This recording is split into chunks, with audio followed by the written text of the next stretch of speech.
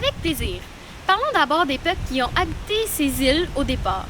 Il y avait les gentils et pacifiques peuples Arawak et Taïnos, mais les îles étaient aussi peuplées de guerriers cannibales qu'on appelait les Caraïbes.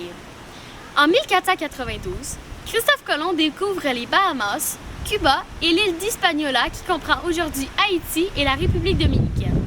Les îles sont ensuite colonisées par les Espagnols, les Portugais, les Français, les Anglais et les Hollandais qui se font la guerre. Il faut dire que ces îles contenaient beaucoup d'or et des plantations de canne à sucre et de tabac.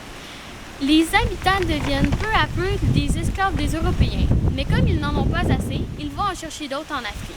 C'est à ce moment que commence l'histoire des pirates des Caraïbes.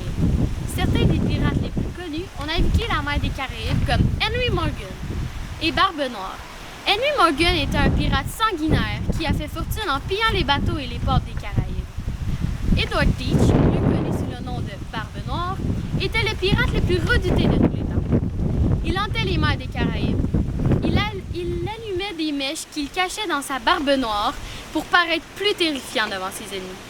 Certaines îles des Caraïbes ont servi de repère aux pirates. Dans le cas de la Jamaïque, de la ville de Port-Royal en Haïti et de l'île de la Tortue, située au nord d'Haïti. Après des mois en mer, les pirates profitaient de leur terre-à-terre pour dépenser leur argent en jouant aux cartes et en buvant du rhum. Ils en profitaient aussi pour réparer leurs bateaux.